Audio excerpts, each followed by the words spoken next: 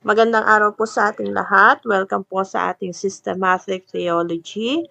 At nandito pa rin po tayo sa ating lesson, pero part 2 na po tayo ng Theology proper.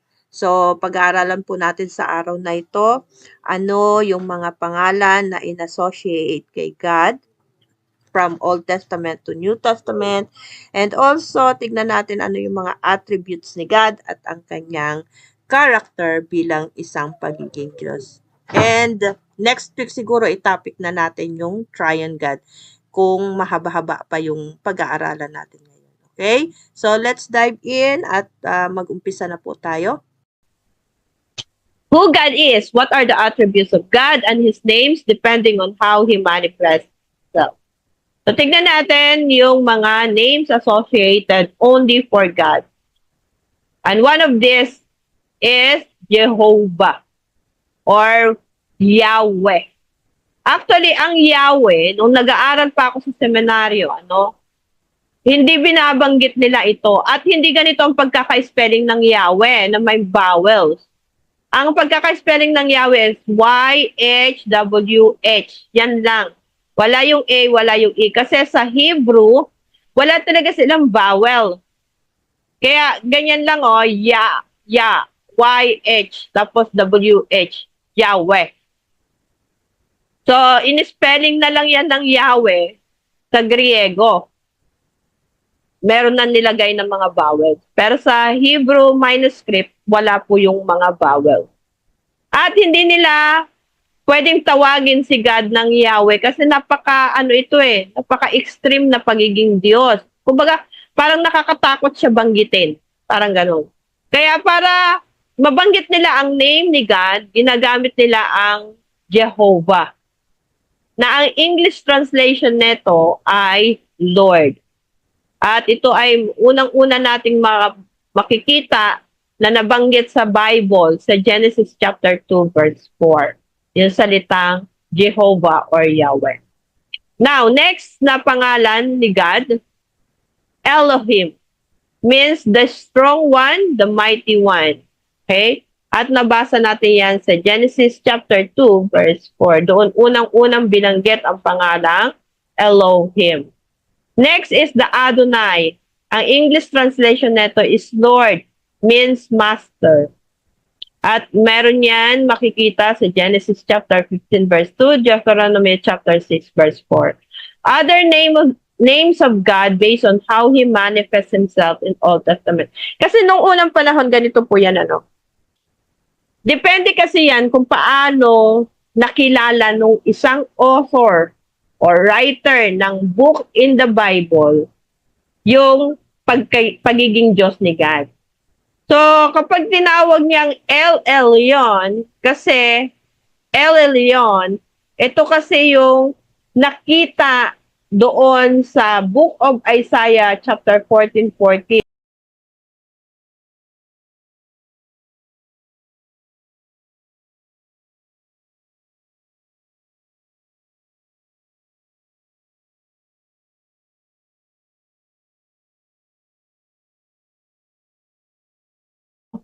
Kaya dito pa lang makikita natin gaano ka-powerful talaga si God. Ano pa? El Roi, a strong one who sees. Isa siyang mighty, na God na nakakita ng lahat. El Roi. Ano pa? El Shaddai, meaning Almighty God. Saan natin makikita yan? Genesis chapter 17 verse 1. El Elon, meaning everlasting God, sa Isaiah chapter 40 verse 28. Jehovah Shalom, the Lord is peace. Saan natin makikita yan? Sa Judges chapter 6 verse 24. Jehovah Rapha, the Lord is my shepherd. Actually, merong kanta to Jehovah Shalom, you are the Lord of peace. Diba? So, Jehovah Rapha, the Lord is my shepherd. Jehovah Sabot, the Lord of hosts ng mga armies. So, when we say Jehovah Sabot, pagka mananalangin kay Lord, you are my Jehovah Sabot. Meaning, pag ikaw ay dumadaan sa matinding pagsubok, battle ng buhay. Sabihin mo, Lord, you are my Jehovah Sabaoth. Please, be my host. Be my host in my battle. At bababa ang kapangyarihan ng Lord kasi dineclare mo ito eh. Yung pangalan niya that He is Jehovah Sabaoth. No? Ano pa? Jehovah Elohim. What is the meaning of Jehovah Elohim? The Lord, the Mighty One. Actually, meron pa yan eh. Jehovah Shammah, the Lord is with us. Hindi kanya iiwan. Actually, meron pa yan eh. No? Marami pa na pangalan ng Diyos. So, ilan lang yan sa mga inilagay natin. So, ano pa? Other names of God based on how He manifests Himself in New Testament naman. So, kanina in Old Testament. So, Theos, the same as Elohim in Hebrew, translated God. El Roi, which means strong one who sees everything. Okay? So, El Roi, Theos, pareho lang yan. No? Elohim, Kyrios. Okay? Banggitin ko ulit yung pagkakasabi. Kyrios. Same as Hebrew word of Jehovah, translated Lord. Sometimes a substitute for Adonai. So, ang Kyrios and Adonai is same na. So, kung may nabanggit na name ng Lord God noong Old Testament time hanggang sa New Testament time. Kaya nga, di ba, sabi ko nga sa inyo, sa pag-aaral ng Bible, bibisitahin natin from Genesis to Revelation kung ano talaga sinasabi. Kasi hindi pwedeng huminto ang Diyos na ipakilala niya ang sarili niya sa Old Testament times lang. Ipapakilala niya pa rin ang kanyang sarili sa New Testament. At ipapakilala niya pa rin ang kanyang sarili sa mga susunod na saliglahi sa future. Ano? He is the God of the past, the present, and the future. Kaya nga, hindi natin pwedeng ikahon ng Diyos eh. Ano pa? He is the Father, the Son, and the Holy Spirit. Ito na yung triune God na pag-aaralan natin next. Okay? So what is the teaching note here? Well, the members of the Trinity are found in the Old Testament. So, ang Trinity nasa Old Testament pa lang, buhay na yan. Pinapakilala na ang pagiging triune ni God. They are not usually referred to by this name. For example, the Jews normally did not call God Father. Christ is often found in the form of angel of the Lord, and the Holy Spirit is called God's Spirit. So, sa Old Testament time, ang pangalan ni God, hindi naman talaga siya, kasi sa New Testament time lang natawag na Father si God eh. Dahil nag-exist na si Christ Jesus or naipakilala na si Jesus Christ in the form of man. Pero, pag binasa natin ng Old Testament time, ang pangalan niya doon lagi is God. Hindi siya na-attribute as Father or hindi siya na-associate as Father. And then, Christ is often found in the form of angel of the Lord. Kaya pagka may nakikita kayo sa Old Testament, the angel of the Lord, actually, yan ay si Jesus Christ. Kasi siya lang yung may kakayahan na pumunta dito. Hindi ko sinabing si God the Father, hindi niya kaya. Pero siya kasi yung merong ganitong klase ng, ng character, ng attributes, na kung saan, pwede siyang bumaba dito sa lupa para mag-anyong anghel. Pero si Christ yung tinutukod yun. Basta pagka nakita niyo po itong words na ito, the angel of the Lord, hindi po yan yung sila Angel Gabriel, hindi sila yan, or si Angel Michael, hindi sila yan. Kundi yan ay tumutukoy kay Jesus Christ. At yung Holy Spirit sa New Testament ay tinawag yan sa Old Testament that God's Spirit. Alright? Okay, so the attributes of God according to how He manifests, He is eternal and infinite. God is not bound by time or events. This does not mean that time is unreal to God. So si God, eternal siya. Yan ang isa sa mga attributes niya. Hindi mo siya pwedeng sabihin na, ito lang ang kaya mo, ito lang ang kaya niya. Hindi, infinite siya. Okay, eternal siya. Hindi siya kagaya ni Satan na magwawakas siya sa impyerno. Si God hindi siya ganun. Okay, immutable. When we say immutable, God never changes and is unchangeable. So, ayan po yung mga verses sa James chapter 1 verse 17, Psalm 102 verses 25 to 27, Malachi chapter 3 verse 6, and Hebrew chapter 13 verse 8.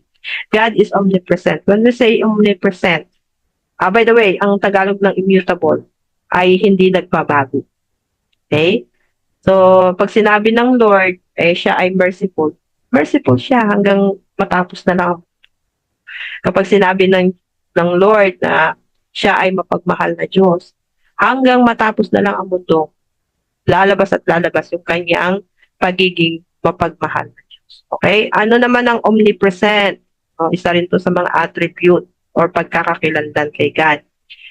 God is everywhere. When we say omnipresent, God is everywhere. He is personally present. Pumunta ka sa banyo, nandoon kasama mo si God, nakikita ka niya. Pumunta ka sa ilalim ng dagat, nandoon si God, kasama mo, nakikita. Kahit saan, lugar, nandoon si God. Kaya, kung iniisip natin na pagpupunta tayo sa templo, nandoon lang si God, doon lang siya, nagkakamali po tayo. Kahit nga ngayong oras na ito, katabi mo si God, nakikita niya. Hindi ko lang alam. No? Kaya kung may ginagawa kang kasalanan, kung akala mo, wala nakakakita sa'yo, nakikita ka ni God. Omnipresent siya kahit saan lugar. Ano pa? Omniscient si God. He knows everything. No? Alam ng Diyos ang mga bagay-bagay. Alam niya kung kailan ka mamamatay. Alam niya kung sino mapapangasawa. Alam niya kung anong tinatakbo ng isip mo, hindi kagaya ni Satan. Limited lang ang kakayanan ng Satan. Hindi niya alam kung anong iniisip mo ngayon, pero si God, alam niya kung anong ginagawa mo ngayon, kung nakikinig ka nga ba sa akin, kung hindi. Alam ni Lord yun. At lahat ng ginagawa natin, dahil alam niya, pananagutan natin sa Lord. Amen? So, ano pa si God? Omnipotent. When we say omnipotent, all power. No? Lahat ng bagay kaya niyang gawin. Lahat ng mga imposible sa isipan natin, para sa Kanya, lahat yun posible. Pwedeng mangyari lahat. Kasi makapangyarihan siya. God is a sovereign God. The word means chief, highest, or supreme. Wala nang iba na masigit na higit na makapangyarihan kaysa sa ating Diyos. Kahit ang demonyo natalo nga siya ng Diyos Akala ng demonyo, matatalo niya na kasi inakay niya pa yung 1/3 ng mga angels sa langit. Pero hindi sila nagwagi kasi bakit? God is a sovereign God. Nilikha niya lang naman din ang mga anghel Tapos sila pa ang nagrebelde, no? So, hindi nila magagawa yun sa God na nag-create sa kanila. Amen? Next, God is holy. Kaya nga ang sabi ng Diyos, dahil ako ay holy, maging holy din kayo. God is a God of justice. While holiness principally concerns the character of God, justice deals with his action. It means moral equality. God is no respecter of persons. When we say respecter, ibig sabihin yan, walang kinikilingan, walang favoritism. Sa Lord, kahit sino ka pa, kahit naglilingkod ka pa sa Kanya, basta meron kang nagawang pagkakamali, i-deal mo yun sa Lord. Okay? So, ayan po yung mga verses dyan. Kopyahin nyo na lang. So, ano pa? Goodness. God deals kindly with all His creatures. He is merciful and graceful and mercy. Mercy, grace, and patience. He has that character. No? Kaya nga tinawag si God na He is a God of goodness. Ano pa? He is a God of truth. God is inconsistent with Himself and thus everything He does is lahat ng mga ginagawa ng Diyos may katotohanan. Kaya hindi natin pwedeng sabihin na may kasinungalingan kay God. Hindi totoo yun. Okay? At ayan po yung mga supporting verses. And then, God is faithful. No? Kahit pa nga ba nagrebelde na ang mga Israelites, minsan ganyan din tayo. Pero still, ang Lord natin, faithful pa rin siya. Pinoprovide niya pa rin yung needs natin. Kahit na titigas ng ulo natin. Amen? And God is a loving God. No? He always loves us. Siguro mamamatay na lang tayo na mahal pa rin tayo ng Diyos. Kasi kung hindi tayo mahal ng Diyos, hindi niya ibibigay ang kanyang anak eh. Pero mo, Jeremiah 31:3 pa lang, doon pa lang, diniscuss na eh, pagiging loving niya eh. Kung paano i-redeem niya ang Diyos, ang tao. Romans 5:8, minahal ka ng Diyos nung panahon na ikaw ay makasalanan. Grabing pagmamahal yun. Mamahalin mo ba yung taong nagbibigay sa'yo ng pain? Hindi. Tama? Pero si God, grabe oh. Minahal tayo ng Diyos habang nasa panahon na nagkakasala. Habang tinutuya ng mga tao si Lord Jesus Christ, ibinigay ng Diyos ang kanyang anak para isakripisyo sa krus. Diba? So, believing in God is not irrational. So, conclusion na po tayo. Believing in God is not irrational. It's the most rational conclusion you can draw from what we observe about existence, order, morality, and human experience. Without God, everything becomes accidental, meaningless, and morally uncertain. With God, everything, the universe, life, morality, and hope makes perfect sense. Yun naman ang kagandahan dito sa pinag-aaralan natin. No? Kung i-conclude natin ang lahat ng bagay na pinag-aralan natin today, isa lang ang magiging conclusion natin dyan. Kung wala talagang Diyos, wala ka. Amen. Pero dahil may Diyos, kaya nandyan ka, kaya nandito. Faith is not opposed to reason, it is the fulfillment of the reason, said Thomas Aquinas. Sino ba si Thomas Aquinas? No, isa po siyang sabihin na nating tagapagturo sa seminaryo. At isa din po siyang pari.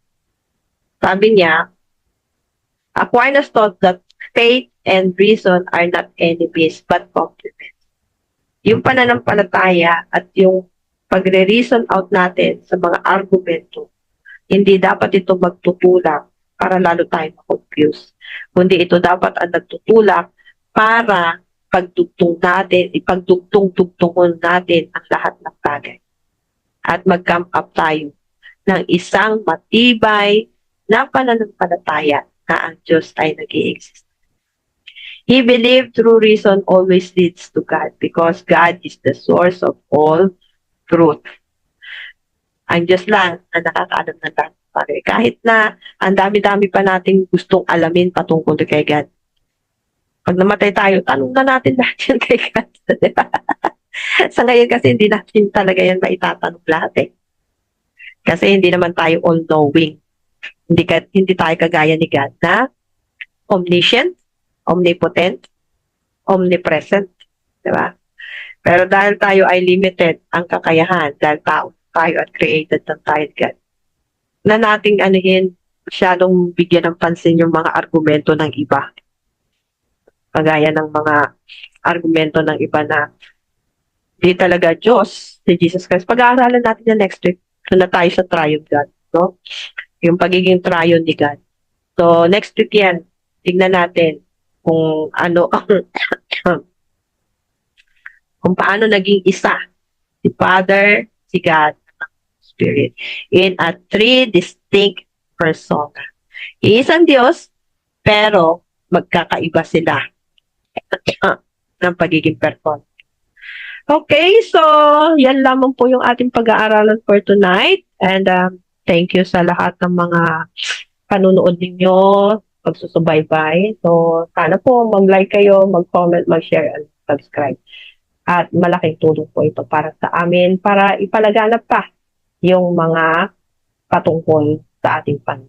Okay, so God bless us all po and shalom.